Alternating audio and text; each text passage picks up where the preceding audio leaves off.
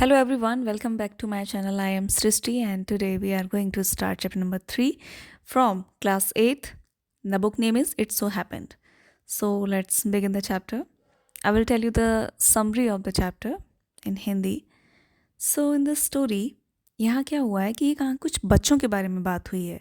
तो जैसा कि आपको पता है कि चैप्टर का नाम है द सेल्फिश जायंट, यानी कि एक बहुत स्वार्थी दानव दानव ही कह सकते हैं ना, बड़ा सा आदमी।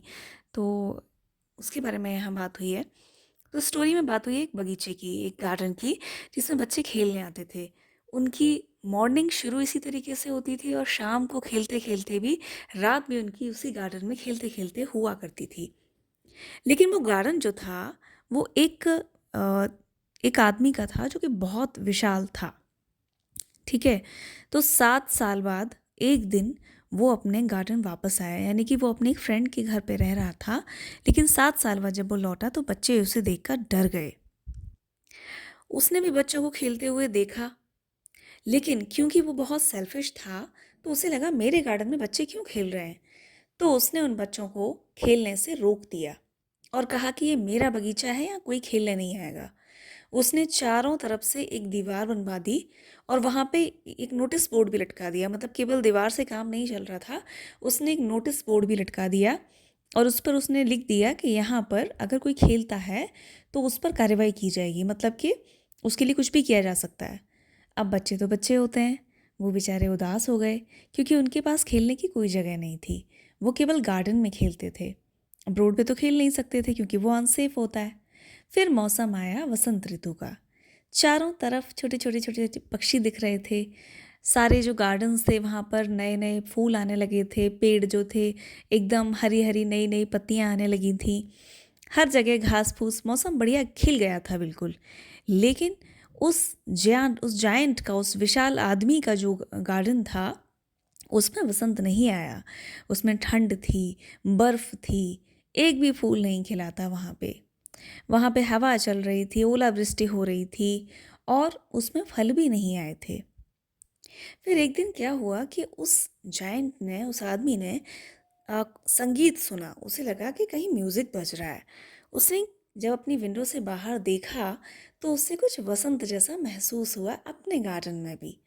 तो वहाँ पे उसने देखा कि एक छोटा सा बच्चा उस गार्डन की दीवार के एक बड़े से होल की वजह से गार्डन में आ गया है। वो बच्चा पेड़ों की शाखाओं पर खेल रहा है। धीरे धीरे करके और भी बच्चे आ गए, वो खेल रहे हैं। जब बच्चे आ गए तो वहाँ पे चिड़ियाँ भी चहकने लगी, पक्षी उड़ने लगे और उस जायंट को बहुत आश्चर्य हुआ कि ऐसा कैसे हो सकता है। जब इतना सब कुछ हुआ तब उसे रियलाइज़ हुआ कि उसने जो किया वो गलत था। तो उसका दिल पिघल गया।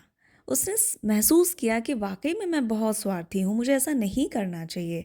एक छोटा सा बच्चा जो एक पेड़ को देख रहा था, चढ़ नहीं पा रहा था, जायंट ने उसे गोद में लिया और उस पेड़ पे चढ़ा दिया। उसने महसूस किया कि फूल खिलने लगे हैं, पक्षी गाना गा रहे हैं और वाकई में वसंत ऋतु उसके गार्डन में भी आ गई है, जो कि रुकी हुई थी उन बच्चों के ना आने से।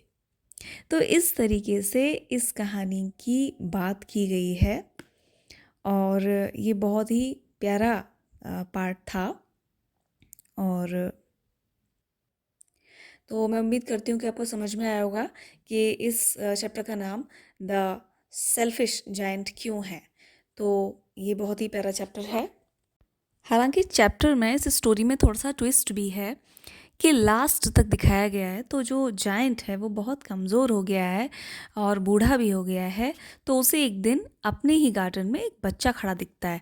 तो जब वो उस बच्चे के पास जाता है तो बच्चा थोड़ा सा घायल होता है। इस बात पर जायंट को बहुत गुस्सा आता है कि इस बच्चे को किसने चोट पहुंचाई। तो उससे कहता है कि भाई तुम्हें किसने चोट पहुंचाई, मैं उसे मार दूंगा। तो उस बच्चे ने कहा नहीं नहीं, ये तो प्यार के घाव हैं। और इस तरीके से आखिरी सीन में दिखाया गया है कि जायंट जो है उसकी डेथ हो जाती है क्योंकि वो बहुत कमज़ोर हो चुका है और बहुत बुज़ुर्ग हो चुका है। और वो बच्चा जो होता है वो स्वर्ग से आया हुआ होता है और जायंट को अपने साथ स्वर्ग में ले जाता है। तो ये इस स्टोरी की एंडिंग दिखाई गई है। तो और कहानियाँ जानने के लिए और स्टोरी समरीज जानने के लिए आप मुझे सब्सक्राइब करें। Thank you so much.